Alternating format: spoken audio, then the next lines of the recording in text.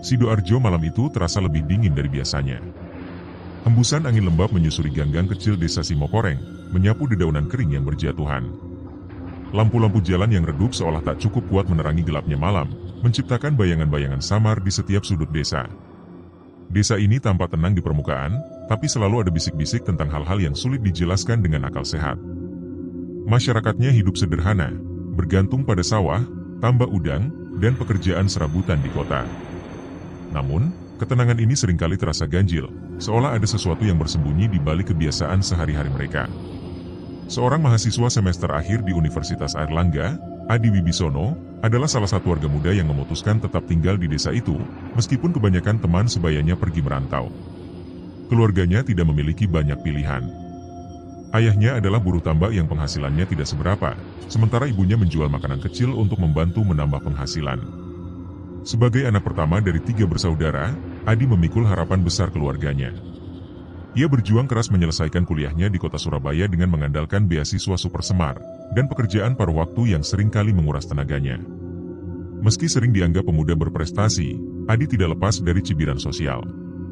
Beberapa tetangga iri dengan kesuksesannya meraih beasiswa, sementara yang lain menganggapnya sombong karena jarang berbaur. Biasa, anak muda yang sekolah tinggi suka lupa sama asal-usulnya. Begitu salah satu tetangga pernah berkata. Adi mencoba tidak mempedulikan komentar itu, tapi ada saat-saat di mana ia merasa terasing di lingkungan sendiri. Di tengah perjuangan ekonomi keluarganya, warung Mbok Tami menjadi tempat yang sering ia datangi untuk menghemat uang makan. Warung nasi bungkus itu hanya buka pada malam hari, dan harga makanannya jauh lebih murah dibandingkan tempat lain. Namun, bukan harga murah saja yang membuat Adi terus kembali. Nasi bungkus buatan Mbok Tami memiliki cita rasa yang sulit dijelaskan, gurih, pedas, tapi ada rasa unik yang seolah mengikat selera. Setiap suapan seperti membawa kenikmatan yang tak biasa. Warung itu sendiri berada di pinggir jalan desa, tak jauh dari area tambak yang gelap dan sunyi. Bangunannya sederhana, hanya berupa gubuk beratap seng dengan meja kayu panjang yang sering berderit saat disentuh. Namun, warung itu selalu ramai pada malam hari. Sopir truk, petani, hingga anak-anak muda sering terlihat mengantri, meski suasana di sekitarnya terasa tidak nyaman. Di seberang warung itu, ada jalan kecil yang menuju pemakaman desa.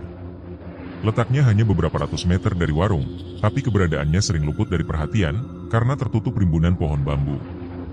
Meski demikian, ada desas-desus yang beredar di kalangan warga. Beberapa orang merasa warung itu tidak biasa. Beberapa kali pelanggan mengaku mencium bau amis, di tengah aroma masakan yang harum. Ada pula cerita Mbok Tami, pemilik warung, tidak pernah terlihat berbelanja bahan makanan di pasar. Namun, tidak ada yang benar-benar mempertanyakan hal itu. Rasa masakannya seolah mampu, membuat siapapun melupakan kecurigaan mereka. Mbok Tami sendiri adalah sosok yang sulit ditebak. Ia wanita tua dengan tubuh bungkuk dan rambut putih yang selalu digelung rapi. Wajahnya penuh keriput, tapi senyumnya selalu mengembang. Banyak yang merasa nyaman dengannya, tapi ada pula yang merasakan sesuatu yang ganjil. Matanya yang kecil dan tajam seringkali terasa menatap terlalu dalam, seolah bisa membaca isi hati orang lain. Warung ini hanya untuk orang yang tahu rasa syukur, katanya suatu malam, ketika salah satu pelanggan mencoba menawar harga.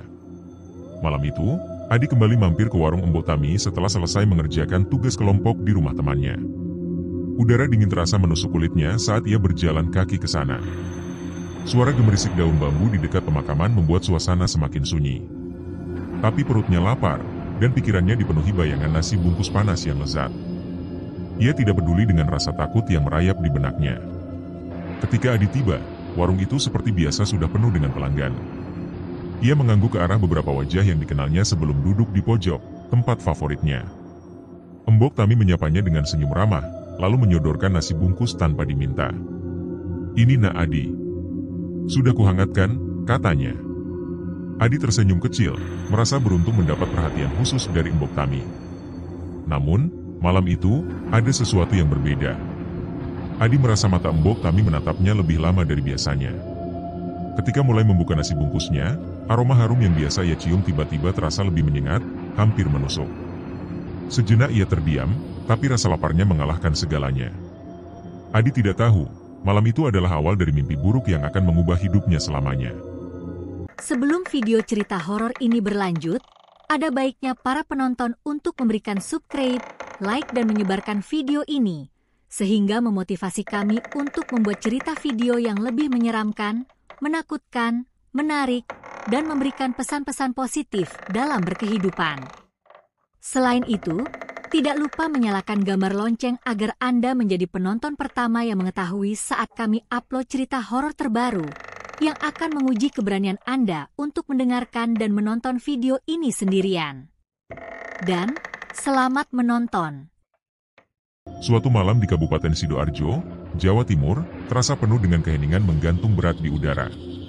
Di pinggiran desa Simokoreng, terdapat sebuah warung nasi bungkus, dikenal dengan rasa masakannya yang luar biasa sedap.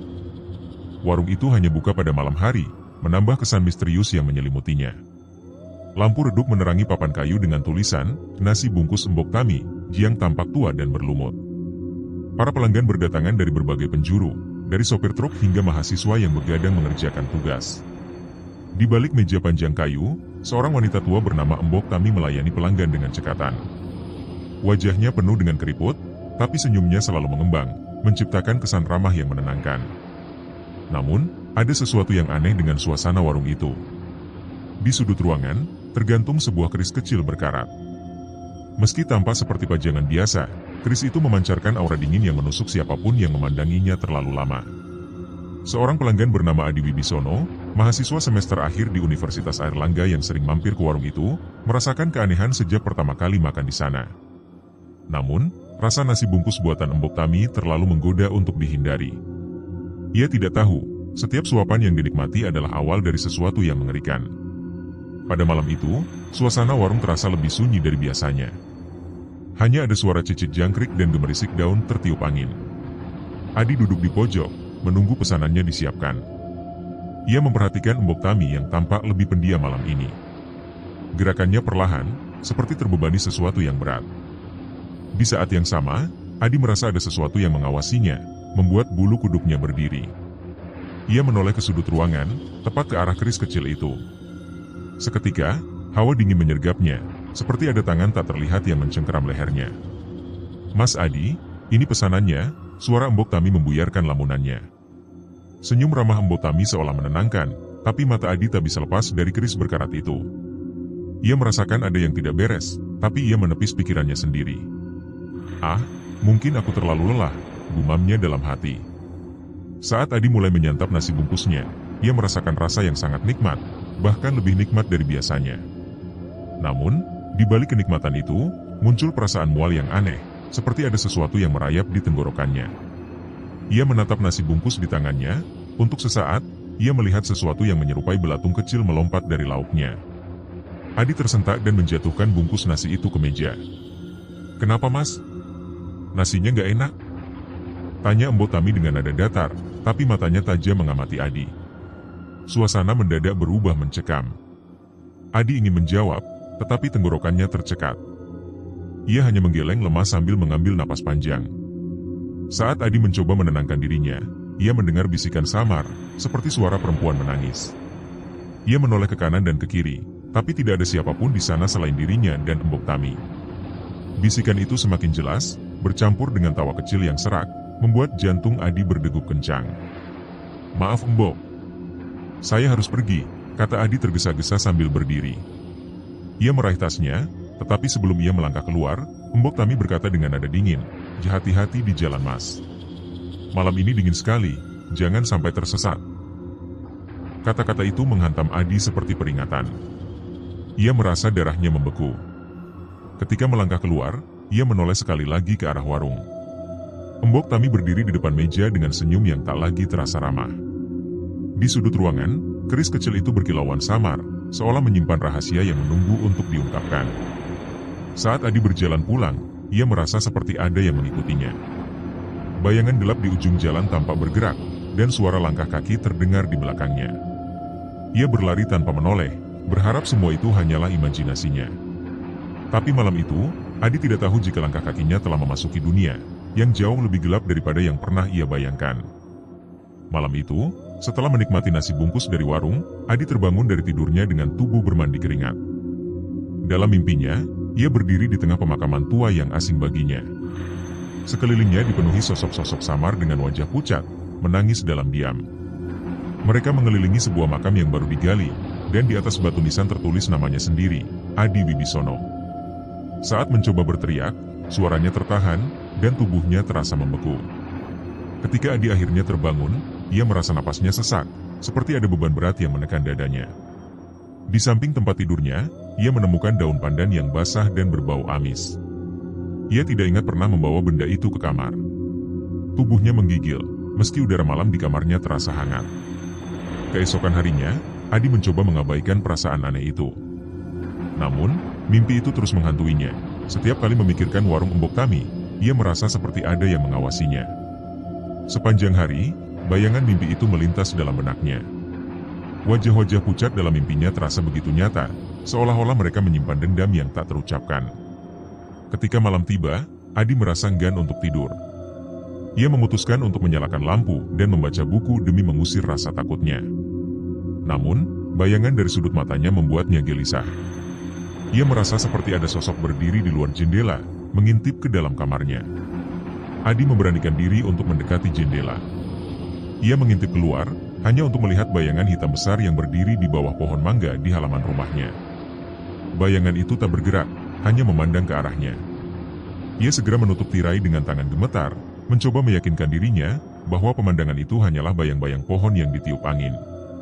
Namun, saat kembali ke tempat tidurnya, suara bisikan mulai terdengar di telinganya. Bisikan itu menyerupai tangisan samar, memanggil namanya dengan nada yang memelas. Adi menutup kedua telinganya, berusaha mengabaikan suara itu, tetapi semakin mencoba, semakin suara itu terdengar jelas. Karena itu, Adi menyalakan semua lampu di kamarnya, berharap cahaya bisa mengusir kegelapan yang menyelimuti pikirannya. Pada akhirnya, Adi terlelap akibat kelelahan. Namun, mimpi buruk kembali menghantamnya. Kali ini, ia berada di warung Embok Tami, duduk sendirian di meja panjang. Suasananya begitu sepi, hanya ada suara angin yang berhembus. Tiba-tiba, pintu warung terbuka, sosok Embok Tami masuk sambil membawa keris kecil yang tergantung di sudut warung. Matanya merah menyala, dan senyumnya melengkung lebar hingga tampak tidak alami. "Nasi bungkusnya enak, Mas?" tanya Embok Tami dengan suara serak. Adi mencoba berlari, tapi tubuhnya terpaku di kursi. Embok Tami semakin mendekat, mengayunkan keris itu ke arahnya. Saat keris hampir menyentuh lehernya, Adi terbangun dengan teriakan keras. Peluh membanjiri tubuhnya, ia merasa dadanya berdebar kencang seolah baru saja lolos dari proses pembunuhan. Di kamarnya, ia mendapati cermin kecil di atas meja riasnya retak tanpa sebab. Retakan itu membentuk pola aneh, menyerupai sosok wajah manusia yang sedang menangis. Adi merasa semakin terjebak dalam mimpi buruk yang merasuk ke dunia nyatanya. Daun pandan yang ia buang sebelumnya kini kembali muncul di lantai, basah dan berbau amis seperti sebelumnya.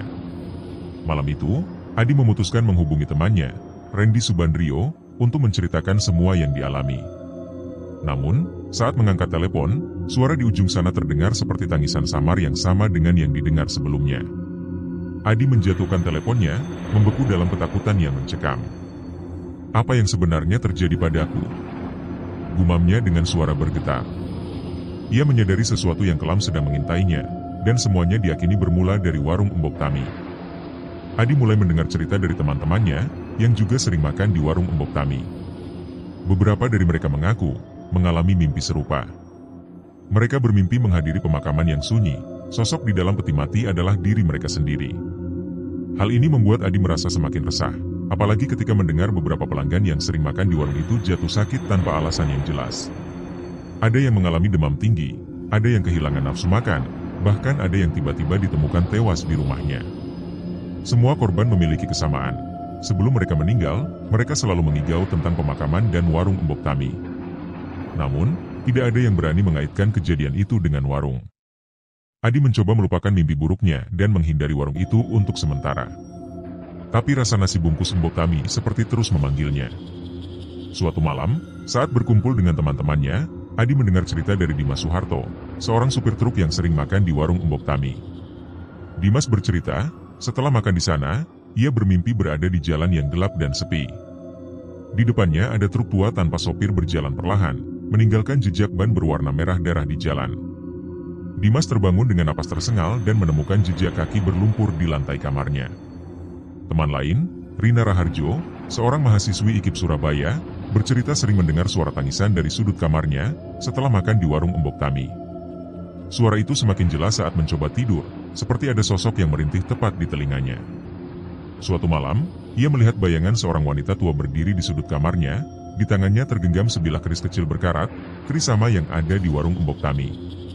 Cerita-cerita itu membuat Adi merasa semakin gelisah. Ia mulai mencatat setiap kisah yang didengar, mencoba menemukan pola atau hubungan antara warung Embok Tami dengan mimpi aneh yang dialami para pelanggannya. Namun, semakin mencari jawaban, semakin ia merasa tenggelam dalam lautan misteri yang gelap. Adi memutuskan menemui seorang pelanggan lama yang sering makan di warung Embok Tami, seorang pria tua bernama Pak Suratman. Ketika tiba di rumah Pak Suratman, ia mendapati pria itu terbaring lemah di tempat tidur. Pak Suratman bercerita setelah sering makan di warung itu, ia mulai merasa ada sosok yang mengikutinya kemanapun pergi. Sosok itu selalu berdiri di belakangnya saat ia bercermin, tetapi hilang begitu ia berbalik. "Jangan kembali ke sana, nak," pesan Pak Suratman dengan suara parau. "Nasi itu bukan sekadar makanan. Ada sesuatu yang lebih gelap yang Embok Tami sembunyikan." Setelah mendengar itu, Adi merasa semakin takut, tapi juga penasaran. Ia mulai memperhatikan perubahan di sekitar dirinya.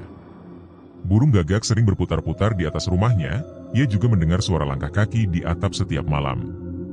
Ia mencoba meyakinkan dirinya, semua yang dirasakan itu hanyalah imajinasinya, tetapi semuanya terasa terlalu nyata untuk diabaikan. Malam berikutnya, Adi kembali bermimpi. Kali ini, ia melihat warung Embok Tami dari kejauhan. Di depan warung, ada antrian panjang pelanggan, tetapi wajah mereka kosong, seperti boneka yang kehilangan nyawa.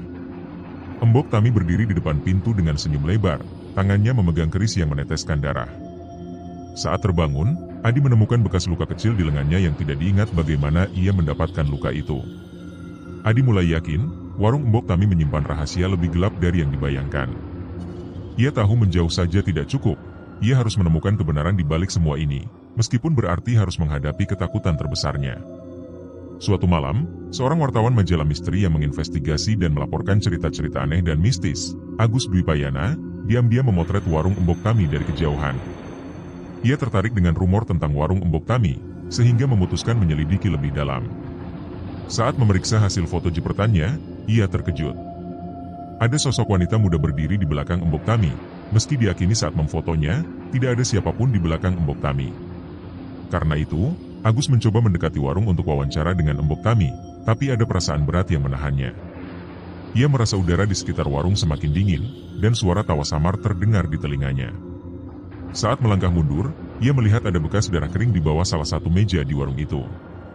Merasa penasaran, Agus memutuskan kembali keesokan harinya, kali ini dengan peralatan lebih lengkap. Ia membawa perekam suara, juga kamera dengan lensa inframerah. Saat malam tiba, ia mulai mengambil gambar dari berbagai sudut, berusaha menangkap sesuatu yang tidak terlihat mata telanjang.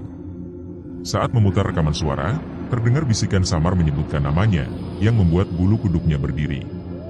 Karena itu, ia memeriksa area sekitar warung hingga menemukan jalan setapak, yang tersembunyi di balik semak-semak. Jalan itu menuju ke sebuah gubuk tua, yang terlihat seperti sudah lama ditinggalkan. Agus merasa gubuk itu mungkin memiliki hubungan dengan warung Embok Tami, sehingga ia memberanikan diri masuk ke dalam gubuk. Di dalam, ia menemukan sejumlah barang-barang aneh, boneka jerami, botol berisi cairan merah, dan foto-foto pelanggan warung dengan nama mereka tertulis di bawahnya. Saat sedang memeriksa foto-foto itu, terdengar suara langkah kaki mendekati gubuk. Agus segera mematikan senter dan menahan napas. Dari celah dinding gubuk, ia melihat Embok Tami berjalan perlahan sambil membawa keris berkarat. Wanita tua itu berhenti tepat di depan gubuk, seolah-olah tahu ada seseorang di dalam. Agus mencoba mengalihkan perhatiannya dengan melemparkan batu ke arah lain. Embok Tami tersenyum samar, sembari bergumam sesuatu yang tidak dimengerti Agus, sesaat kemudian berjalan kembali ke arah warung. Setelah merasa aman, Agus segera keluar dari gubuk itu dengan membawa foto-foto sebagai bukti. Namun, perjalanan pulang tidak semudah yang dibayangkan. Jalan yang tadi dilalui terasa lebih panjang, juga penuh kabut tebal. Suara-suara aneh mulai terdengar di sekelilingnya, dari bisikan hingga tawa kecil yang menakutkan. Ketika hampir mencapai motornya, ia melihat bayangan besar melintas cepat di antara pepohonan. Setibanya di rumah, Agus langsung memeriksa foto-foto yang dicuri. Ia terkejut melihat foto-foto itu telah berubah. Wajah para pelanggan di foto terlihat hancur, dengan mata kosong dan senyum menyeramkan. Di salah satu foto, ia melihat wajahnya sendiri, meskipun diakini tidak pernah berfoto di warung itu. Malam itu, Agus tidak bisa tidur. Ia merasa seperti diawasi. Setiap kali mencoba memejamkan mata, ia mendengar suara langkah kaki mendekat dari arah pintu. Ketika memberanikan diri untuk memeriksa, ternyata tidak ada siapa-siapa di sana, hanya udara dingin yang menyentuh kulitnya. Agus mulai menyadari bahwa ia telah membuka pintu kegelapan yang tak seharusnya diganggu. Meski takut, ia tahu cerita ini belum selesai. Ia harus menggali lebih dalam, meski keputusan itu berarti mempertaruhkan nyawanya sendiri. Agus mulai mencari informasi tentang Embok Tami dan asal-usul warungnya. Ia mendengar cerita dari warga setempat tentang seorang wanita muda bernama Larasati yang dibakar hidup-hidup oleh warga beberapa tahun lalu. Larasati dituduh mempraktikkan ilmu hitam setelah banyak kejadian aneh terjadi di desa itu. Sebelum mati, Larasati bersumpah akan membalas dendam. Larasati ternyata adalah adik Embok Tami. Sejak kematian Larasati, Embok Tami membuka warung nasi bungkus itu. Warga percaya, Embok Tami menggunakan masakannya untuk menjebak jiwa orang-orang sebagai balas dendam atas kematian Larasati. Ketika Agus menggali lebih dalam, ia menemukan cerita lebih mengerikan. Larasati tidak hanya dituduh mempraktikkan ilmu hitam, tetapi juga mengorbankan nyawa anak-anak kecil untuk memperkuat kekuatannya. Salah satu sesepuh desa, Pak Sukri, mengingat malam penuh teror di mana suara tangisan anak-anak terdengar dari rumah Larasati sebelum rumah itu dibakar. Embok Tami yang saat itu berada di luar desa, kembali setelah kematian Larasati. Ia tidak pernah mengelak atau membenarkan tuduhan warga terhadap adik perempuannya itu. Namun, sejak membuka warung, banyak warga mulai merasa ada sesuatu yang tidak wajar. Bau kemenyan sering tercium dari dapur warung itu, bahkan di siang bolong. Agus menemukan sebuah fakta, warung Embok Tami bukanlah sekadar tempat makan. Beberapa warga yang pernah bekerja di dapur warung itu, melaporkan hal-hal aneh. Saya pernah melihat bayangan perempuan di sudut dapur, padahal hanya saya dan Embok Tami yang ada di dapur warung itu, kata Rukmini, mantan pekerja di warung Embok Tami, yang kini memilih pindah ke desa lain. Rasa nasi bungkus Embok Tami yang luar biasa, ternyata bukan tanpa sebab. Agus bertemu dengan seorang dukun tua, Mbak Joyo Prono, yang pernah diminta bantuan Embok Tami beberapa tahun lalu. Sang dukun mengungkapkan, Embok Tami menggunakan ramuan khusus dicampur dengan darah korban. Itulah mengapa orang yang memakannya sering bermimpi buruk, jelas sang dukun dengan nada serius. Ketika Agus kembali ke desa Simokoreng untuk mengonfirmasi informasi yang didapat, ia bertemu seorang pria berusia 40 tahunan yang mengaku keponakan jauh Embok Tami. Pria itu menunjukkan sebuah foto lama Larasati bersama Embok Tami. Larasati dan Embok Tami sangat dekat, bahkan seperti dua sisi mata uang. Embok Tami selalu melindungi Larasati, katanya. Dalam foto itu memperlihatkan senyum Larasati yang menakutkan, seolah menyimpan rahasia besar. Mengetahui beberapa informasi tambahan itu, Agus merasa semakin terpanggil menyelidiki warung Embok Tami secara langsung. Ia menyusun rencana mengintai aktivitas Embok Tami di malam hari. Saat mendekati warung itu di tengah malam, ia mendengar suara bisikan samar, seperti doa dalam bahasa yang tidak difahami. Di saat yang sama, lampu-lampu di warung berkelip aneh, menciptakan bayangan yang membuat bulu kuduknya berdiri. Agus berhasil masuk ke dalam warung melalui pintu belakang yang tidak terkunci. Di dapur, ia menemukan panci besar berisi cairan merah kental yang mengeluarkan bau anyir. Sebuah keris kecil berkarat tergantung di atas panci itu, memancarkan kilauan yang dingin. Ia segera mengambil foto, tetapi tiba-tiba, suara langkah kaki mendekat. Embok Tami muncul dari balik kegelapan. Wajahnya yang biasa ramah kini berubah menyeramkan, matanya menatap Agus dengan tajam. "Apa yang kamu cari di sini?" tanyanya dengan suara lebih berat dari biasanya. Agus mencoba menjelaskan, tetapi tubuhnya terasa kaku, ia hanya bisa berdiri terpaku saat Embok Tami melangkah mendekat. Sebelum sempat kabur, Agus mendengar suara tawa menggema di seluruh ruangan. Ia merasa tubuhnya terangkat perlahan, seperti ada kekuatan tak terlihat menahannya. Malam itu, Agus menyadari bahwa rahasia Embok Tami lebih gelap dari yang pernah ia bayangkan. Bersambung.